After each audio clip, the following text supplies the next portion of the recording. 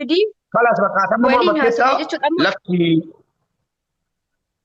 إيستي كيا باجو سيرجين جرا فولو دي بي سي تي إيس بودي لكوسات سابيجي تنارجي بودي ولي ناسومني كيسان تمرة أنا سي إيسي كيا تاني كيا قال شدو بتشيسا أتليس مالف إجيكي ani iseeyyuu وانتي وانتي mubee مولي dhaggeeffadhu waan tokko sitti himaa mubeen dhaggeeffadhu ani iseeyyuu jechuudha isii إيش dhugaa jirtu haa asabtu bilbila kiyya kan na jalaa kaaseyyuu gurbaadhuma ishii bira jiru kana natti fakkaata jechuudha ani mataa kiyyatti bilbila isii barbaadee dawwaleef innaan bilbila isii أيه barbaadee dawwaluufitti lakka jalqaba bilbila narraa kaastee na arrabsite ani garuu deebisee isii arrabsuu hin barbaanne maaliif ani maatii kabaja qabu keessatti waan dhaladheef akka kana bee afaan badaa dubbadhee akka namni anaan boru na arrabsu akka namni naan ta'u hin barbaadu innaan dawwalutti waan badaa jettee na arrabsi jalqabaan dawwalu ani isiittiyyuu asirra miti isiittiyyuu tokko tokkoon deemee as radda'uudhaaf innaan dawwalutti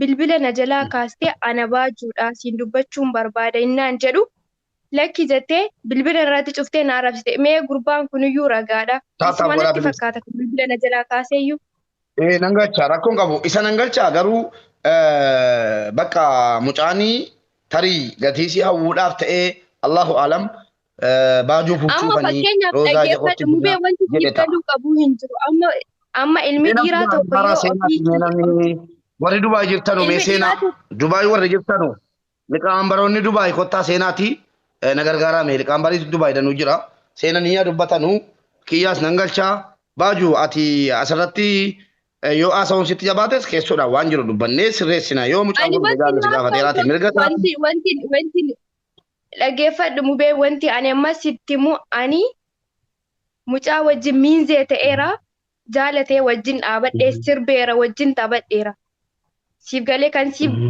galuu qabu nan dubbadha mucaadhaan nan haasa'a wanti tokko immoo wanti isiin jettu kun hundi dhugaa miti wanti isiin haasoftu dhugaa miti isheen baajuu fuuchuudhaa fi baajuu jaallataa baajuu wajjin jira kan isiin jettu kun jecha sobaati ani ganda tokkon jiraadha inni ganda tokko jiraatu gandi aniif jiraadhuuf gandi mucaan jiraatu iyyuu walirraa gargari as keessa ijoolleen beekan kanaafuu jiraachuu wanni danda'u waan informationiin ta'eef isii qaqqabe kun sirrii miti jechuudha. amma wanti isii qaqqabe kun amma fakkeenyaaf namni ofii isaaniitti dhimma dhuunfaan irraa qabaatanii yoo qabaatanii akka isheen deemtee haasaa ta'uuf karaa yoo akka dubbiin kan waan Liqamanbaroota barbaadan Dubaay deemanii yoo keessaa isiidhaan Aljaziiraa akka nawamaa yookiin Nasrii illee mashguulaa yoo Aljaziiraa fi abbaa giddii soo jiraatan nawamaati. Abbaa giddiitti simadheeraa jetti mucaan abbaa giddiitti simadheennaani natti qoosan jetti. Kanaaf mee nama tokko nawamaati seensiseetanii jaarsummaa kana asuma mana irratti kennine fudhatanii mana dhaqanii ani wanti Dubaay jedhamee maqaan hundi nama walitti baduuf hin jiru. nama ati seensitu ansitani magastii irra laalee Baay'ee. Reefi deemnee liqaanbaroota Dubaay keessaa hojii taanaa mana huccuu biiftuu kan jedhu sana galchu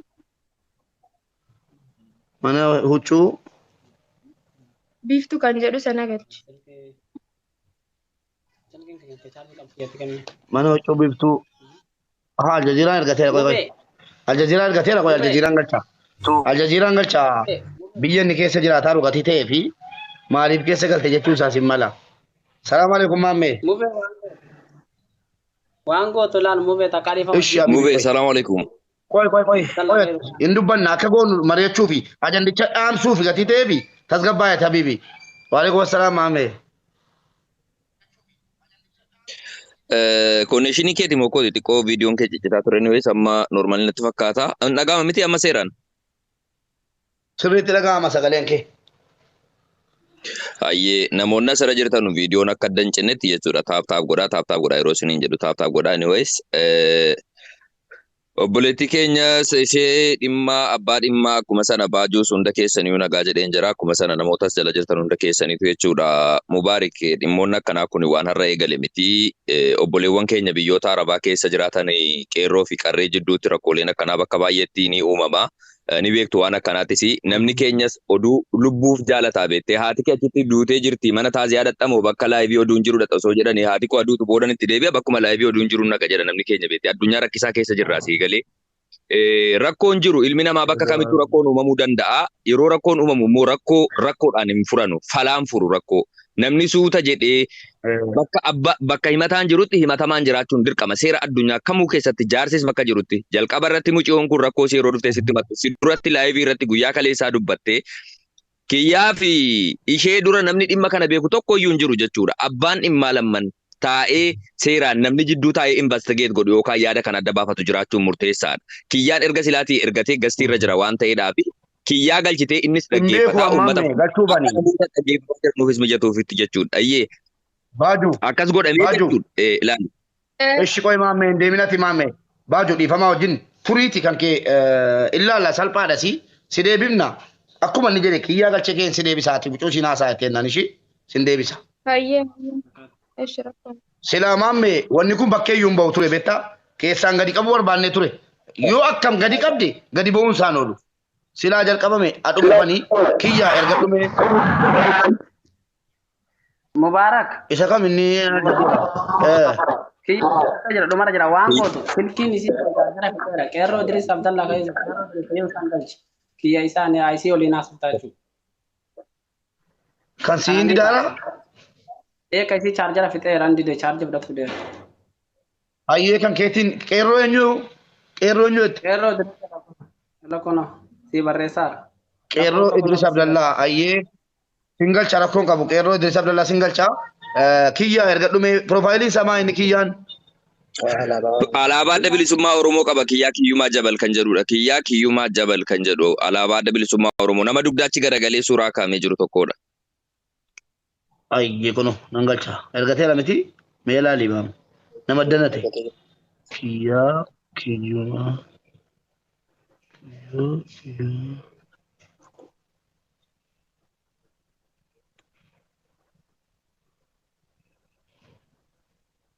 kiyyaa kan jedhu ijoollee kiyyaatti jijjiirate dhufe moos kiyyaa kiyyumaa argeera kanas meere gurbaan amma intaloo ergigaa gurbaa kiyyaan seeneera dubbadhu bakka maamee kun. Kanaaf jechuudha Mubaarik kanaaf jechuudha wanti tokko namni keenya wanti hubachuu qabu jechuudha. Namni tokko yeroo dhimma isaa rakkoo isaa himatee jedhu himachuu waan tokko rakkoo hin qabu. Yeroo kamiyyuu biyya kamittuu addunyaa kamittuu rakkoon jiraachuu danda'a. Rakkoo dhalate tokko ammoo erga waan sana furmaatatti deemuuf ta'e mucaan kun kan himachaa jirtu fala wayii argachuudhaaf miti. Fala argachuudhaaf immoo qaamni lamiinuu osoo miira keessan galle seeraan wal dhagahanii akka rakkoo jiru kana furatanuu fi namni qaamni bilisa ta'e kiyyaadhaafis namni murteessine intaloo kanaafis namni murteessine yookaan baajuu jettanuufis akka murteessine qaamni bilisa ta'ee jidduu taa'ee waan kana ilaalee murteessu.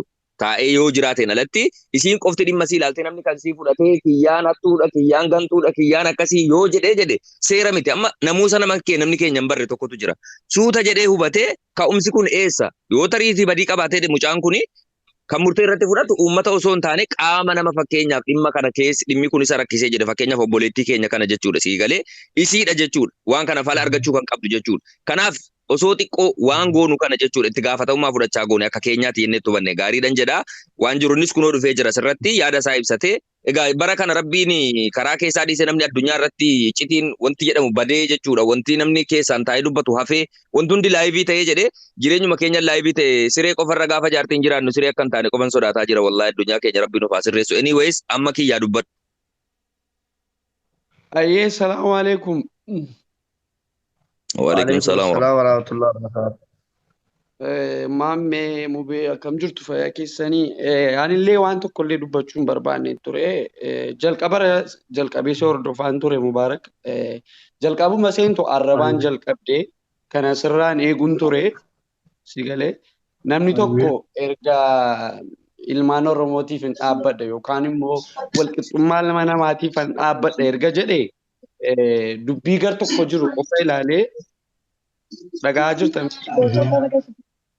Nagaan jira. Waa takka Ijoo taap godha.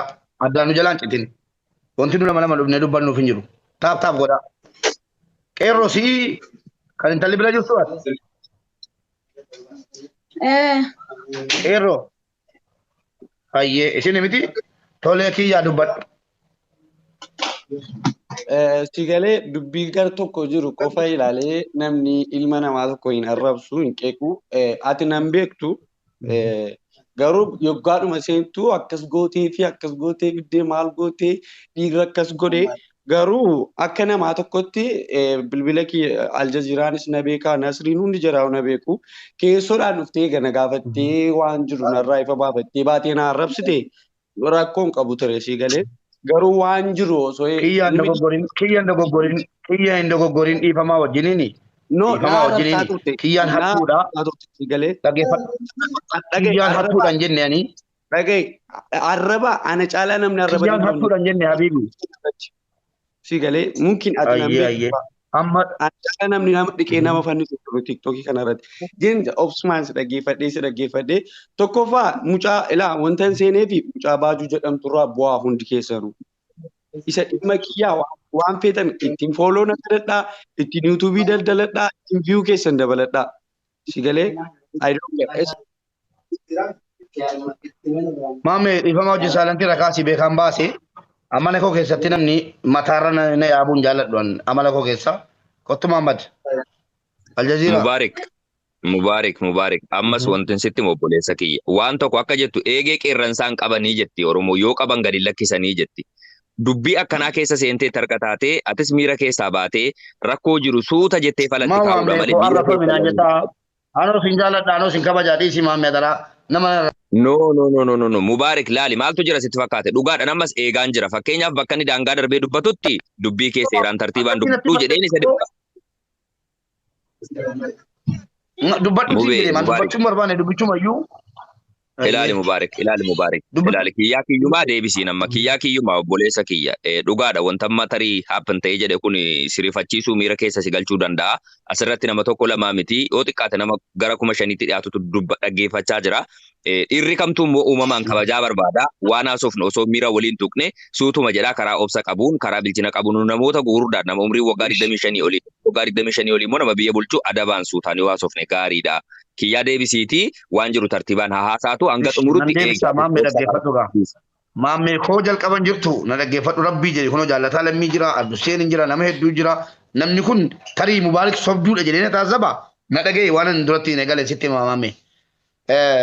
Namoonni keenya dhiironni keenya harki caalaan jedhe Mahammad Aljaziiraa keessa jira Mubaarik keessa jira bari sheeka maalillee dhaggeeffataa turan dhiironni keenya harki caalaan maallaqa ofii kaffalatee biyyaa bahee deeme tokkoffaan siila. Maallaqa ofii kaffalatee biyyaa bahee deeme dararamaa tokko immoo maallaqa namaatiin dhaqee ka'ee dararaa waa danuu argina. Ofitti fudhateera jechuudha inni kanala seef godhee malee kiyyaan hattuudha. Mahammad kunoo dhufee yaa dubbatudha. Kiyyaan hin hate, kiyyaan hin bute, kiyyaan kana hin jenneen dubbii keenya kana jedheetaniyyi kanaan eegalean. Wallaahi summa wallaahi kun natti fidaa maamme dhaggeeffadhu. Yeroo inni immoo na arrabsaa seente ittiinis yuutuubii guddifadhu ittiinis maal guddifadhu yoo inni jedhe immoo tarii waa biraatti deemamaa ta'a an namoota isin kabaju jedheen tiktookii dhiisaa laalama suma dhuguma namoota isin kabaju dhabuurra tiktookii dhabuu naa wayya maamme dhugaa tokkoffaa daayirektili si dhabuurra tiktookii dhiisee gara yuutuubii feesbuukii dhaqee abbaan barbaade akka barbaade itti dubbachuu nan danda'a si gale kunoo ijoollee komentii ijoollee dubbisi wallaahi kiyyaa jedhee na barsiisan. Akka kiyyatti Mubaarik koomantiidhuma kanayyuu guutumaa guutuutti osoo cuftee namoonni dhaggeeffatanii gaarii natti fakkaata. Namni amala garaagaraa qaba. Namni tokko lama asirratti yaadaan wal hubachuu hin dandeenye yaada namoota 4,700 koomantii dubbisaa yaada fudhataa deemta taatee jennaan yaada kee waan dubbachuuf baate wantoota hedduu daandiirra si dabsuu danda'a sii galee. Maaliif dhimmi kun dhimma seensitiiviidha. Namni miira keessa gala wantoota akkanarra sii galee. Kanaaf atis tasgabbaa'iiti amma mucaa galchii haa dubbatu yaan jechuudha. Yaada isaa xumuratu yaada isaa yeroo xumuratee jedhe. Waa'ee kootii dhiisee maamme waan ati waan ta'eef dhaggeeffadhu. Waa'ee kootii dhiisee maamme waan waamameef nama 4,800 akkuma ta'e hordofaa jira. Waan waamameef ani indoo maamme dubbadhu jedhe malee keessaa baheen calluma jedhee man. Ani intalan natti himatte intalan fidee dhufe ergammoo fideette ol galchee miti kabajaan maamme galatoome akkas jedhee utuu sitti dubbachuu qabu iyyuu natti dhufe yoo barbaade booloo guddifadhu yoo barbaade maal guddifadhu. Egaa onaa see maamme koo kiisi. Haafu.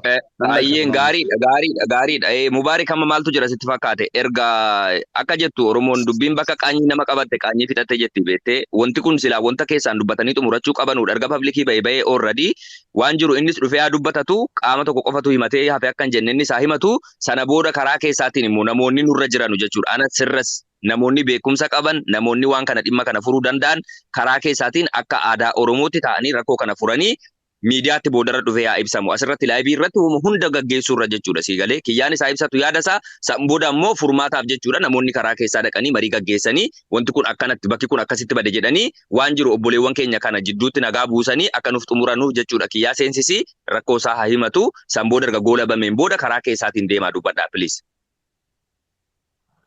Mama men dubbadhu jedhee ba'e kun ammas hin arganne hin dubbadhu waa'ee kootii dubbachuu barbaadu ittiin fooloo guddifadhaa. Ittiin maal godhaa jedhee deeme ammas ergadhu jedhiiti kun ola yoo si dhaga'e waan dubbatamu qofaatu waan dubbadhuuti sirreessi. Ilaali kiyyaa kiyyuma obboleessa kiyya atis tas gabbaa'ii miira keessaa bahii jennaan immoo ijoolleen faashina tibba kana miira keessaa bahiin kun faashina ta'e miira keessaa bahii anisuma dhugaan siin jedhaa jira samma dhufe kanaa mitiiti naa obsiiti kottuuti dhimmi kun dhimma jabduudha.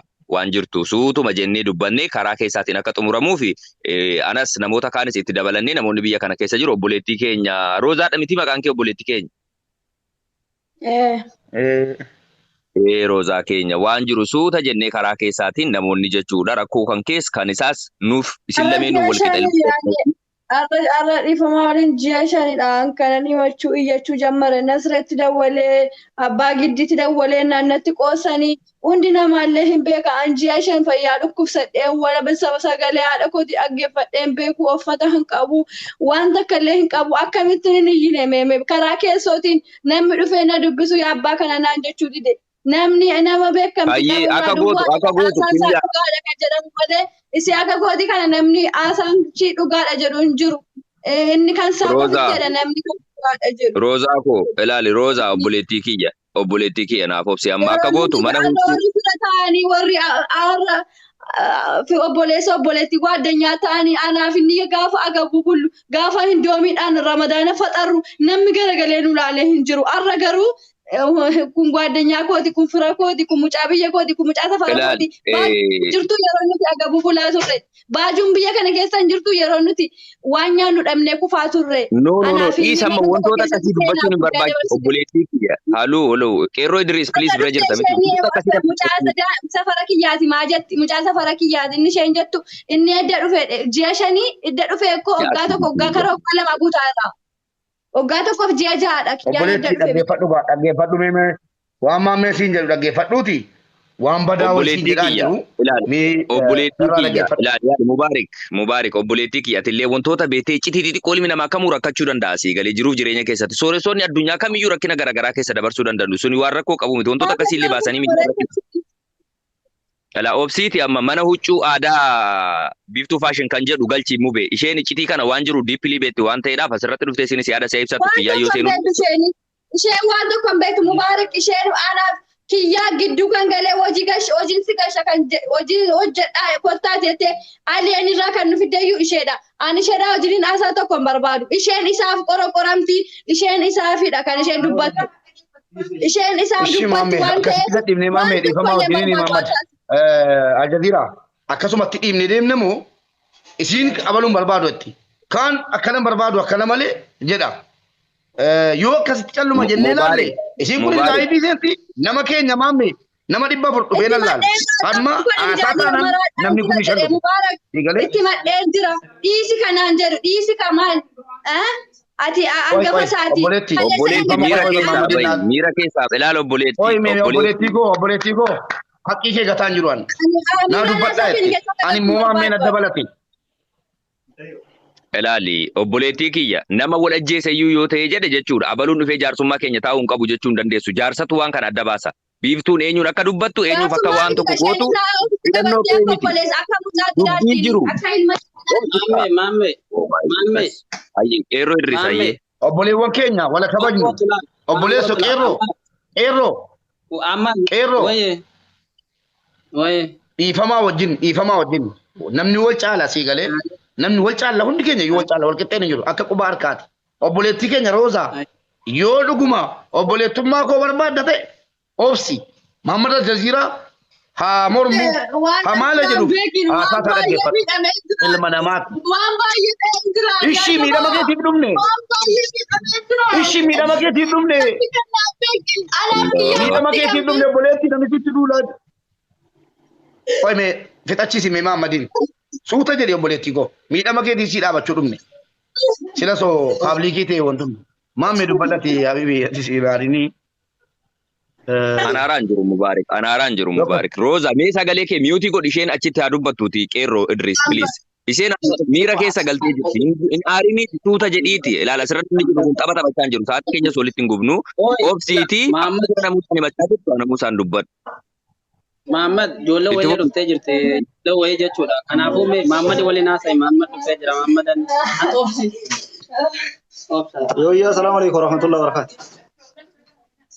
Waalaikum salam warahmatullah. Akkam jirtan nagaa fayyaa keessan? Nagaa wallahi alhamdulillah. Jirtu? Jirra. Baga nagaa taatan. Hin mul'annaa minuu beeytanii?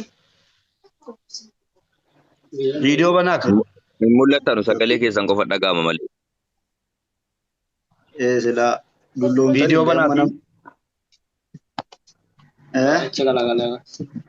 Oye garagalchinash. Jaarsi viidiyoo kanan beekullee.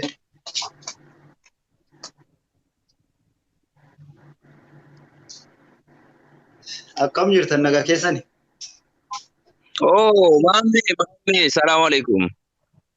Waalaikum salaam warahmatullahi wabarakatuh. Badhaa maamee akkan deemne liqoo akkan deemne.